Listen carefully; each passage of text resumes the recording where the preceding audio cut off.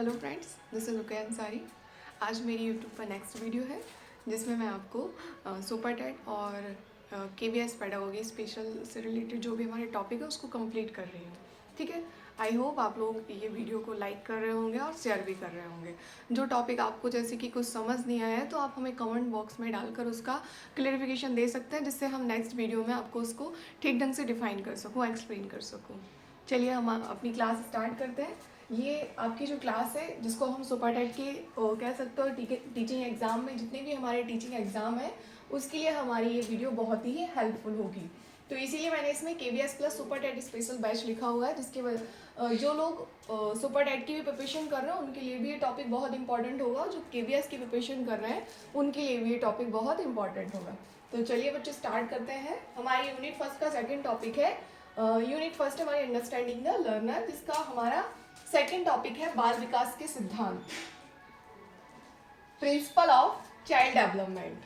ठीक है, जो बाल विकास है उसके सिद्धांत क्या है, किस नियमों का अनुसरण करता है बच्चे का विकास। ठीक है, तो हमारा पहला सिद्धांत है समान प्रतिमान का सिद्धांत, प्रिंसिपल ऑफ सिमिलर पैटर्न। देखो, एक जो कह सकते हो मनुष्य की प्रजाति होती है, या हम कह सकते हैं जो एनिमल्स की प्रजाति होती है, वो अपनी ही जाति के नियमों का अनुसरण करती है। जैसे कि एक मनुष्य का बच्चा जब जन्म लेता है तो वो 1 साल लगा देता है चलने में, लेकिन वही जो एनिमल्स का बच्चा जन्म लेता है तो वो जन्म के 1 घंटे बाद ही चलना स्टार्ट कर देता है, जन्म के आधे घंटे बाद ही स्टार्ट कर देता है। हम उसकी टाइम जो होती है वो हम प्रत्येक जाति अपनी जाति के नियमों का अनुसरण करती है। हम लोग जो होते हैं, एक मनुष्य होते हैं, उसकी एक विशिष्ट भाषा होती है, लेकिन जानवरों की कोई विकसित भाषा नहीं होती है। तो जो विकास है वो एक समान प्रतिमान में, सिमिलर पैटर्न में आगे बढ़ता है, प्रत्येक जाति अपनी जाति के नियमों का अनुसरण करती है। नेक्स्ट पॉइंट है कि विकास की दिशा का सिद्धांत, प्रिंसिपल ऑफ डायरेक्शन। जो प्रिंसिपल ऑफ डायरेक्शन है, ये विकास की दिशा का सिद्धांत बताते हैं कि विकास एक निश्चित दिशा में आगे बढ़ता है, जिसके 2 रूप बताए गए हैं, मस्तिष्का दोमुखी एंड समीप दूराभिमुख, जिसको हम कहते हैं सिफेलोकॉर्डल एंड प्रॉक्सिमोडिस्टल। सिफेलोकॉर्डल क्या होता है, जिसमें बच्चे का सिर सबसे पहले विकसित होता है, बाद में उसका धड़ विकसित होता है, बाद में उसके पैर विकसित होते हैं। तो ये जो विकास का सिद्धांत है, दिशा की सिद्धांत सिफेलोकॉर्डल, ये करता है हमारा सिर से पैर की ओर विकास के नियम का अनुसरण। सिर से पैर की ओर, पैर से सिर नहीं होता है। कई बार एग्जाम में ये क्वेश्चन पूछा गया है कि समीप दूराभिमुख सिद्धांत जो है वो किस नियम का अनुसरण करता है, तो वो है आपका सिर से पैर की ओर। सबसे पहले बच्चे का मस्तिष्क विकसित होता है, बाद में उसका धड़ विकसित होता है, बाद में उसके पैर विकसित होते हैं। नेक्स्ट है हमारा प्रॉक्सिमोडिस्टल। बच्चा जो है सबसे पहले हम कह सकते हैं पास के अंगों को चलाना सीखता है, बाद में उसके हम कह सकते हैं दूर के अंगों को चलाना सीखता है। जैसे कि हाथ जो है, हाथ से एक जुड़ा हुआ पक्ष जो है ये हमारा बक्ष कहलाएगा। ये हाथ से उंगलियों का मूवमेंट बाद में आता है, ये एक दूर का पार्ट है, जबकि शोल्डर जो है बच्चा पहले चलाना स्टार्ट कर देता है। तो प्रॉक्सिमोडिस्टल में क्या बताया गया है कि बच्चा जो है बक्ष से हम कह सकते हैं केंद्र से परिधि कह सकते हो केंद्र से बाहर की ओर उसका विकास होता है, सेंट्रल टू आउट। बच्चा जो है सबसे पहले अपने बक्ष को चला, मतलब उसमें जो कह सकते हो विकास होता है उसका, बच्चा पहले घिसटना सीखता है पेट के बल, बाद में वो हाथों को घुमाकर चलाना आगे बढ़ता है। पहले वो घिसटेगा पेट के बल, उसके बाद में हाथों को आगे खिसका कर वो आगे खिसकता है आंगों। ठीक है, तो ये कहलाता है हमारा समीप दूराभिमुख सिद्धांत, केंद्र से परिधि हम कह सकते हैं सेंट्रल टू आउट, केंद्र से बाहर की ओर, पास से दूर की ओर। इसमें जो नियम अनुसरण होता है वो होता है पास से दूर की ओर और केंद्र से बाहर की ओर, सेंट्रल टू आउट, या हम कह सकते हैं मध्य से बाहर की ओर। तो ये जो नियम है ये आपका होता है प्रॉक्सिमोडिस्टल, समीप दूराभिमुख। मोस्ट इंपॉर्टेंट है सिफेलोकॉर्डल एंड प्रॉक्सिमोडिस्टल। ठीक है, नेक्स्ट देखते हैं हमारा सिद्धांत है सामान्य से विशिष्ट क्रियाओं का सिद्धांत। बच्चा जो है सबसे पहले एक सामान्य क्रियाएं करता है, जनरल टू स्पेसिफिक। एक बच्चा जो होता है वो 6 माह का होता है, वो पूरा शब्द नहीं बोल पाता है, वो पूरी कह सकते एक वाक्य को नहीं पढ़ पाता है। उसके जो पढ़ने की प्रोसेस है, पहले वो एक एक ध्वनि बोलता है, आ मा पा, इस तरह से बच्चा फिर 2 शब्दों को बोलना स्टार्ट करता है, फिर वो एक बड़ा शब्द बोलता है, फिर वो बच्चा जो है एक वाक्य को पढ़ पाता है। इसी तरह से हम इसको जानेंगे कि बच्चा जो है जन्म के बाद तुरंत ही दौड़ना स्टार्ट नहीं कर देता है। उसकी प्रोसेस जो है हम कह सकते हैं बच्चा पहले घिसटेगा, फिर बैठेगा, फिर चलेगा, बाद में वो दौड़ना सीखता है। तो सबसे पहले बच्चा सामान्य क्रियाओं को करता है, बाद में वो विशिष्ट क्रियाओं को संपन्न करता है। तो ये कहलाएगा हमारा सामान्य से विशिष्ट क्रियाओं का सिद्धांत। नेक्स्ट है निरंतरता का सिद्धांत, प्रिंसिपल ऑफ कॉन्टिन्यूटी। विकास जो है एक निरंतर होता है, मतलब जन्म के पूर्व से स्टार्ट हुआ, क्या लिख रही हूं मैं बार बार, जन्म के पूर्व से जीवन पर्यंत, ठीक है। विकास जो है वो किस निरंतर होता रहता है, मतलब बॉर्न टू टॉम, माँ के गर्भ से कब्र तक विकास चलता रहता है हमारा। जब तक वो कब्र में नहीं पहुंच जाता है तब तक उसका विकास होता रहता है। तो हम ऐसा भी कह सकते हैं गर्भ से कब्र तक, तो निरंतर विकास होता रहता है, ठीक है।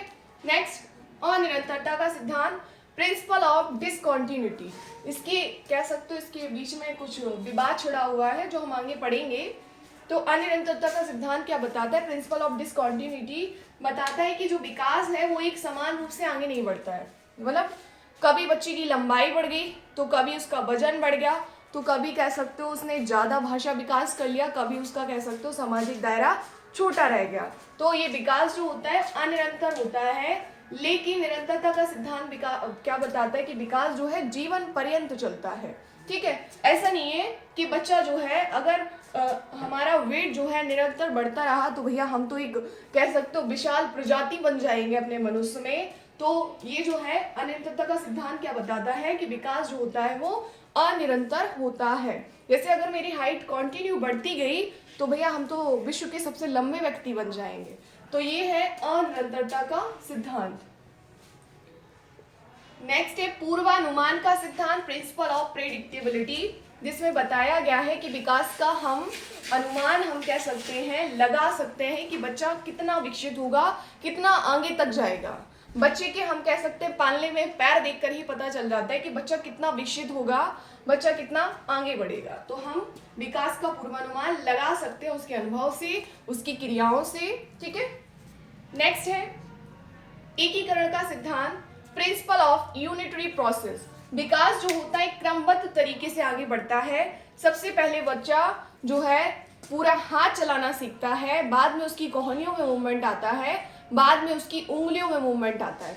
जब एक कह सकते हो 3-4 माह का बच्चा होगा, 2-3 माह का बच्चा होगा, आप उसे कोई चीज़ पकड़ाते हो तो बच्चा नहीं पकड़ पाता है, क्योंकि अभी उसकी उंगलियों में उसकी कह सकते हो मांसपेशियों में मूवमेंट नहीं आया है। बच्चा सिर्फ हाथ चलाना ऐसे करता है। बाद में उसकी कोहनियों में मूवमेंट आता है, जिससे बच्चा अपना थंब मुंह में रखना स्टार्ट करता है। बाद में बच्चा चीज़ों को पकड़ना स्टार्ट करता है, तो अब उसकी उंगलियों में कह सकते हो हमारा विकास हो गया है। तो विकास जो है एक क्रम से आगे बढ़ता है, पहले पूरा हाथ, फिर कोहनी, बाद में उंगलियां। जिस तरह से हम कहते हैं विकास एक क्रमिक रूप से या एकीकरण रूप से आगे बढ़ता है। नेक्स्ट वर्तुलाकार का सिद्धांत, प्रिंसिपल ऑफ स्पाइरल। जो विकास होता है वो एक कह सकते हो वर्तुलाकार रूप में आगे बढ़ता है, या हम इसको ऐसे भी जान सकते हैं। शिशुअवस्था में विकास की दर बहुत तीव्र, बाल्यावस्था में विकास की दर धीमी, किशोरावस्था में विकास की दर फिर से तीव्र हो जाती है। तो इसको हम जानेंगे शिशुअवस्था, क्योंकि जो उठा हुआ पार्ट है वो प्रोग्रेस को बता रहा है, प्रगति को बता रहा है।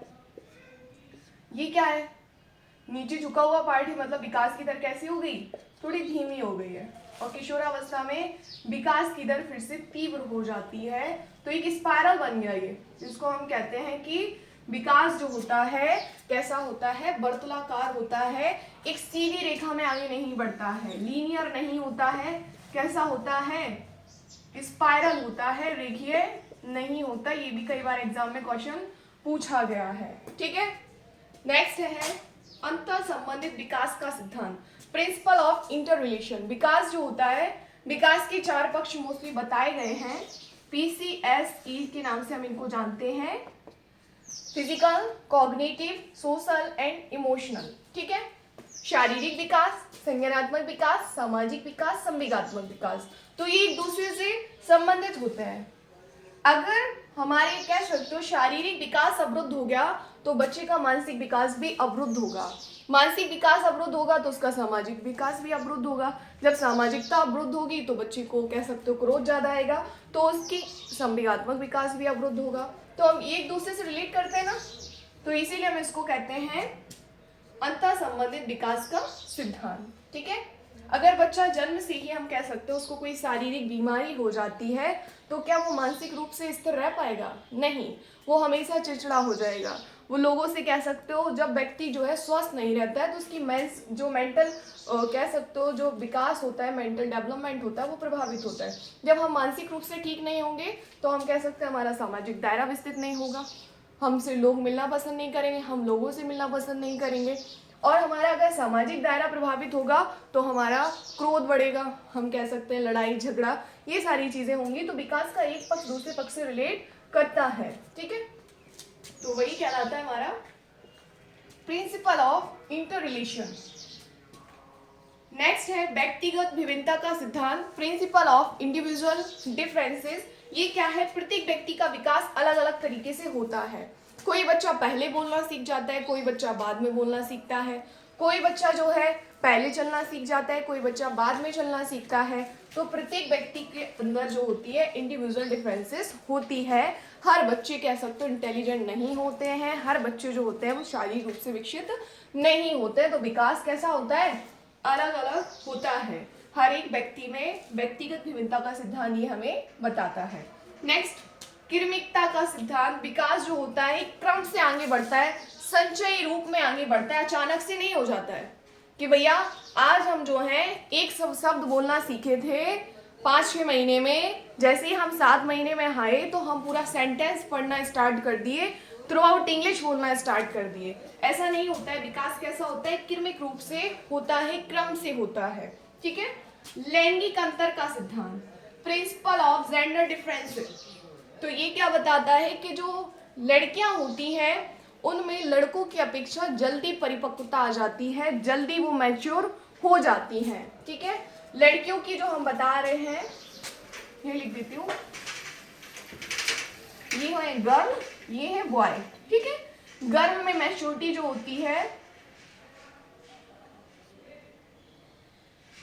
11 से 13 वर्ष में आ जाती है, और बॉयज में मैच्योरिटी 12 से 14 वर्ष के बीच आती है। ठीक है,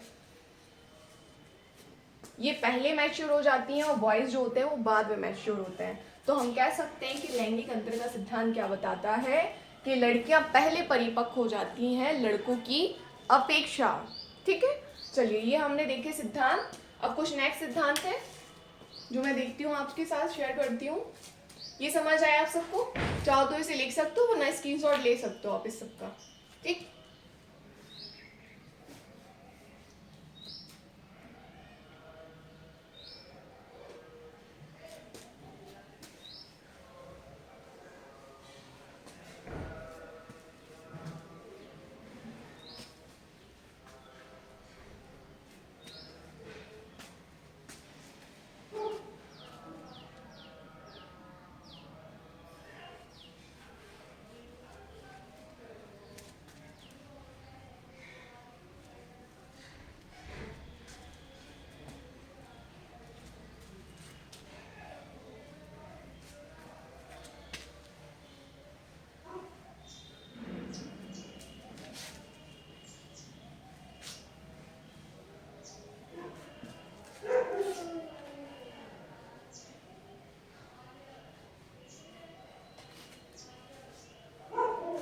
चलिए अब देखते हैं हमारे नेक्स्ट सिद्धांत है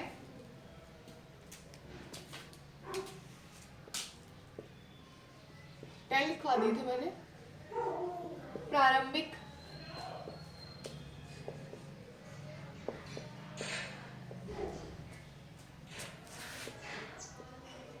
प्रिंसिपल ऑफ चाइल्ड डेवलपमेंट, प्रारंभिक विकास की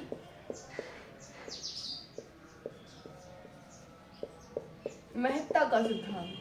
ठीक है, ये नया सिद्धांत है।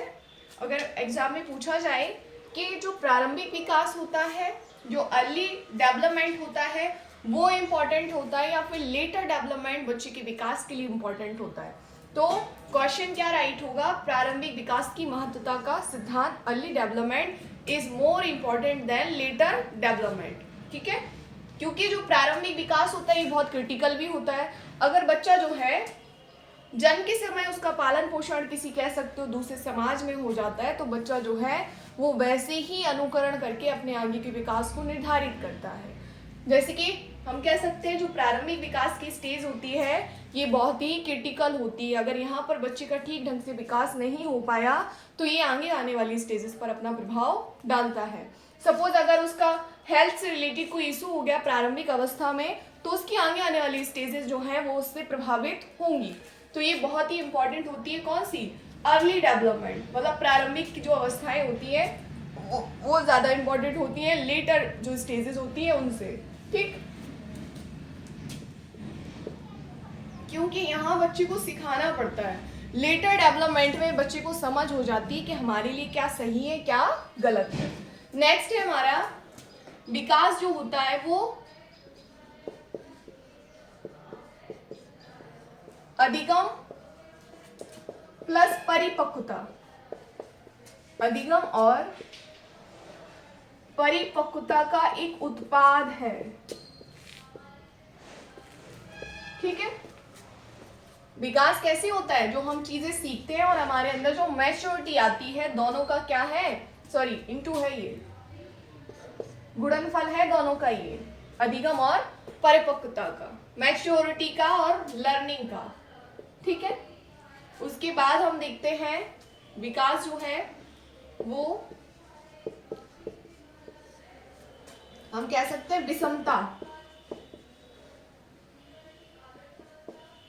विषमता से स्वायत्तता की ओर बढ़ता है।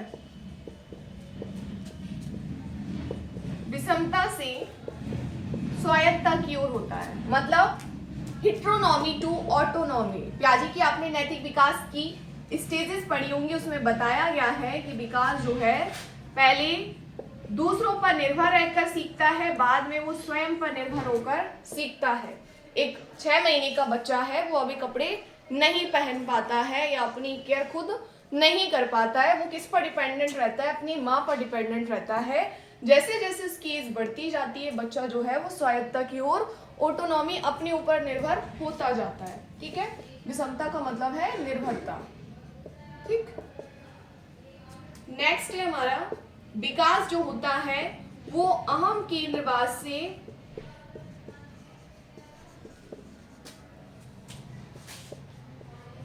सर्व केंद्रवाद की ओर बढ़ता है।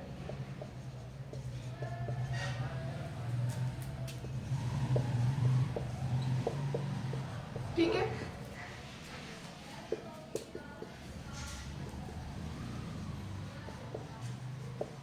ईगोसेंट्रिसिज्म टू ऑल सेंट्रिसिज्म। विकास अहम केंद्र से सर्व केंद्रवाद की ओर बढ़ता है। पहले बच्चा स्वयं में केंद्रित रहता है, अपने आप को इंपॉर्टेंस देता है। अगर माँ जो है एक बच्चे को अगर अपनी गोद में ले लेती है किसी दूसरे बच्चे को, तो बच्चे को लगता है कि माँ जो है, ये बच्चा जो है माँ के पास चला गया, माँ इसे ही रखेंगी, मेरी केयर नहीं करेंगी। बच्चा बहुत ईगोसेंट्रिज्म होता है, वो अपना भला देखता है। अगर बच्चा रो रहा होगा वो कहेगा नहीं मुझे लो, इसे नहीं लो।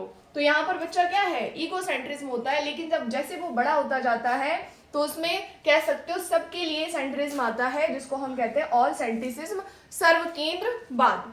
फिर दोनों मिलकर खेलते हैं। यहाँ पर वो कहता है कि नहीं हमारी अकेले केयर करो।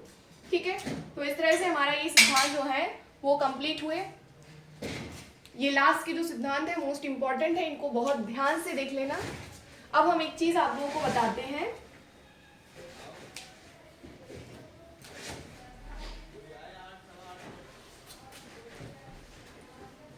एक क्वेश्चन जो बताया था ना, क्या विकास की भविष्यवाणी करना संभव है? तो यह संभव है। जो हमने अभी प्रेडिक्टेबिलिटी का सिद्धांत पढ़ा, पूर्वानुमान का सिद्धांत ही कहलाता है हमारा भविष्यवाणी का सिद्धांत। हम बच्चे की प्रोग्रेस को देखकर बता सकते हैं कि बच्चा कितना विकसित होगा। ठीक है, अब नेक्स्ट है हमारा मैच्योरिटी। ठीक है, परिपक्वता। मैच्योरिटी या परिपक्वता। परिपक्वता क्या है? हम कह सकते हैं समय समय पर आनुवंशिक विशेषताओं का प्रकट होना। समय समय पर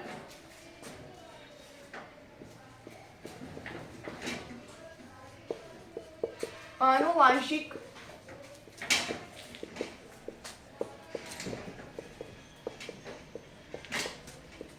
विशेषताओं का प्रकट होना, ये क्या है? आपका परिपक्वता है। जैसे इसमें जो है बच्चा जो है, जैसे जब वो जन्म लेता है बच्चा, कुछ टाइम के बाद 2-3 मंथ के बाद बच्चा जो है अपने कह सकते हो जो हाथ हैं उनको मुंह में रखना स्टार्ट कर देता है। जब वो थोड़ा बड़ा होता है, 6-7 माह का होता है, बच्चा जो है आसपास जो चीज़ें पड़ी होती हैं उनको मुंह में रखना स्टार्ट कर देता है, घिसटने लगता है, थोड़ा थोड़ा वस्तुओं को पकड़ने लगता है, और जो आसपास की जो क्रियाएं करते हैं इसे कोई सिखाता नहीं है। ये क्या है? बच्चे में कह सकते हो स्वतः ही आती है। समय समय पर आनुवंशिक विशेषताएं जो होती हैं वो प्रकट होती रहती हैं। ठीक है, तो उसी को हम क्या कहते हैं? परिपक्वता कहते हैं। इसमें किसी प्रशिक्षण की आवश्यकता नहीं पड़ती कि बेटा तुम इसे खाओ इस स्टेज में, या बेटा आप इस तरह चलो इस स्टेज में, इसे कोई नहीं बताता। ये क्या है? एक हेरिडिटी पैटर्न के रूप में आगे बढ़ती है। इस पर प्रशिक्षण प्लस शिक्षा एजुकेशन का कोई प्रभाव नहीं पड़ता है। बच्चा घिसट रहा है, आपने सिखाया था किस स्टेज में घिसटे, बच्चा जो है चीजों को मुंह में रख रहा है, खा रहा है, तो क्या आप सिखा रहे हो कि बच्चे को ये खाना है वो खाना है? ठीक है, तो इस पर प्रशिक्षण और कह सकते हो शिक्षा का कोई प्रभाव नहीं पड़ता है। ठीक, समझ आया मैच्योरिटी क्या है? जब बच्चा स्वतः निर्धारित तथ्यों को कह सकते हो स्वतः क्रियाओं को संपादित करे, वो कहलाती है हमारी मैच्योरिटी। जब ये समझ आ जाती है तो हम उसे मैच्योरिटी का नाम देते हैं। लेकिन मैच्योरिटी जो है स्टार्टिंग में कैसे होती है? तो मैच्योरिटी जो होती है बच्चा स्वतः क्रियाएं करता है। जब वो बड़ा हो जाता है तो वो जैसे कि ये कह सकते हो एक क्रम के रूप में आगे बढ़ती रहती है, ऑर्डर में बढ़ती है ये, क्योंकि किशोरावस्था में जो मैच्योरिटी आती है वो एक समझ के साथ आती है। लेकिन जब बच्चा छोटा होता है तो उसमें कोई समझ नहीं होती है, तो इस पर कोई प्रशिक्षण का प्रभाव नहीं पड़ता है। ये किससे रिलेटेड होती है? आनुवंशिकता से संबंधित होती है। मोस्ट इंपॉर्टेंट है ये कि परिपक्वता जो है वो किससे संबंधित होती है? हाईली रिलेटेड टू हेरिडिटी, आनुवंशिकता से संबंधित होती है। और ये क्या है? जो परिपक्वता है, परिपक्वता एक विकासात्मक प्रक्रिया है, क्योंकि बच्चा जो है क्या सही है क्या गलत है मैच्योरिटी की ओर आगे बढ़ता रहता है, डेवलप होता रहता है उसका। तो ये क्या है? एक विकासात्मक प्रक्रिया है जो एक ऑर्डर में चलती है। इसका एक ऑर्डर होता है कि जिस स्टेज में उसको जो करना होगा वही आनुवंशिक विशेषताएं निकल कर आएंगी। ऐसा नहीं कि बच्चा 2 माह में उसको समझ आ गई कि क्या चीज अच्छी थी क्या चीज गलत थी। मतलब कह सकते हो स्टेजेस के हिसाब से उसमें मैच्योरिटी आती है। तो ये कैसी चलती है? एक विकासात्मक प्रक्रिया है, मोस्ट इंपॉर्टेंट है, जो ऑर्डर में चलती है। इसको प्रशिक्षण और शिक्षा का कोई प्रभाव नहीं पड़ता है। इसका संबंध किससे होता है? आनुवंशिकता से होता है। ठीक है, जो विकास है, मैच्योरिटी जो है, जो विकास है वो क्या है? अनुभव इंटू परिपक्वता, अधिगम इंटू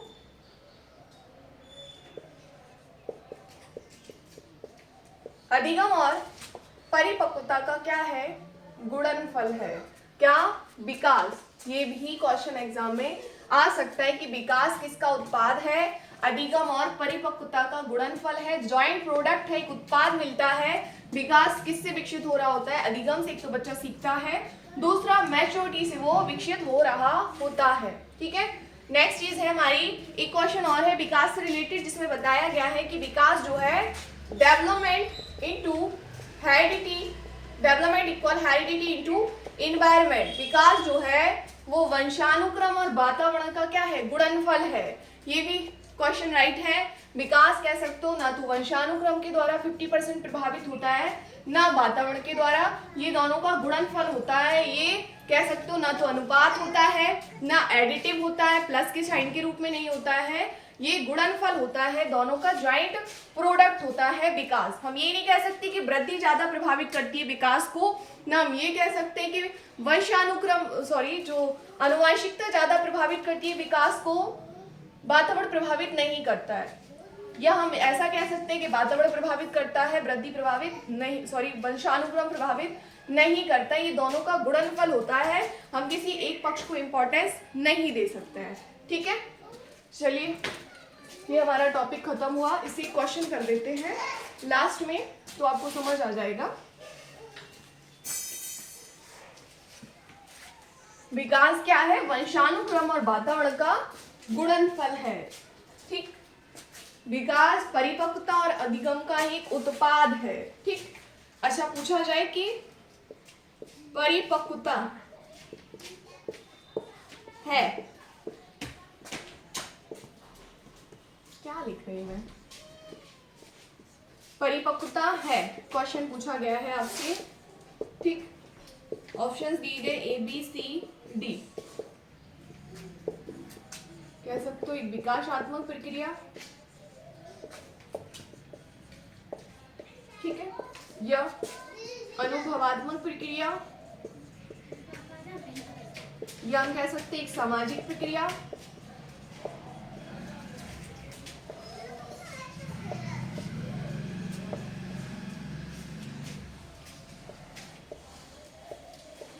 या फिर हम कह सकते हैं एक सांवेगिक प्रक्रिया, या कह सकते हैं एक समायोजन। ऑप्शन में समायोजन। चलिए बताइए, परिपक्वता है, अभी मैंने इसको क्वेश्चन किया हुआ है, आप लोग बताइए और इसका कमेंट में आंसर दीजिएगा। परिपक्वता है विकासात्मक प्रक्रिया, एक्सपेरियंशियल प्रोसेस, या फिर सोशल प्रोसेस, या फिर हम कह सकते हैं एक एडजस्टमेंट, समायोजन। ठीक है, आई होप आपको ये वीडियो पसंद आई होगी। जो बच्चे टीचिंग एग्जाम की तैयारी कर रहे हैं, super TET plus KBS REET TET, उनके लिए ये वीडियो बहुत हेल्पफुल होगा, तो आप इस वीडियो को आगे शेयर करें। Thank you.